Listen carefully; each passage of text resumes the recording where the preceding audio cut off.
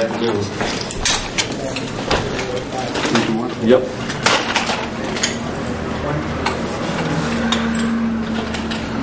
Everybody ready?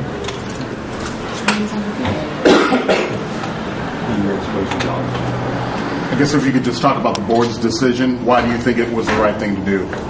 Well, the board has decided to accept the agreement between the Mississippi Department of Education and their memorandum of agreement so that we could extend the deadline for reaching compliance with the issues that lie before us. The board has acted, obviously through its vote, to ensure that we are able to continue to reach this compliance issue. We're acting in the best interest, I believe, for 30,000 students, and we're glad that decision has been reached. I guess, why haven't the recommendations that the State Department recommended, I guess, why haven't those deadlines been met? What does the district need to do still? Well, we can outline some of those. That's set out, well, it's already actually been set out in the corrective action plan. So those are data points and fact points that can be, maybe reviewed at some point. But this is not a new issue from my understanding. It was here when we arrived at this particular school year, and we're hopeful now that by June 30th we can reach compliance. This has been going on for some time. Why does JPS need more time?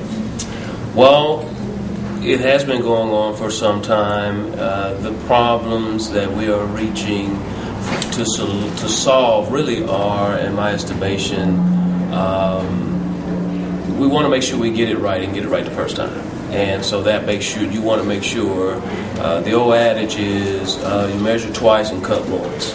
And so this extra time will make sure not only that we address the issues as it relates to students with special needs, but that we also address the issues as it relates to all 30,000 students in our system. Dr. Gray, did the state tell you they intended to impose most of the elements of this agreement anyway, even if the district didn't agree? I did not hear that from the state. Dr. Gray, how close is the district to having its 2011 audit completed? Because that was one of the issues with the state earlier this year.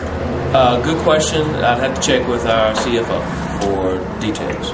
Why is losing accreditation something you just couldn't risk? Oh my goodness. Are you serious? Losing accreditation affects us in a lot of ways. It's just something that you don't want to do. It's just something that you don't want to do. If JPS was to lose accreditation, what could that potentially mean for students? Well, look, I'd rather talk about that if we even get to that bridge. I think that is probably pretty common knowledge, at least it was when I was arriving and reading in the paper of some of the things that could occur. We just don't want to have to reach that subject. We would rather continue to push forward in reaching compliance so that we won't have to place at jeopardy any of the future of our students. Did the lawsuit by the SPLC and the Disability Advocacy Project harden the state's negotiating position? I can't speak to that. You'd have to speak with the state. Thanks, guys. Appreciate it. Thanks a lot. Thank you.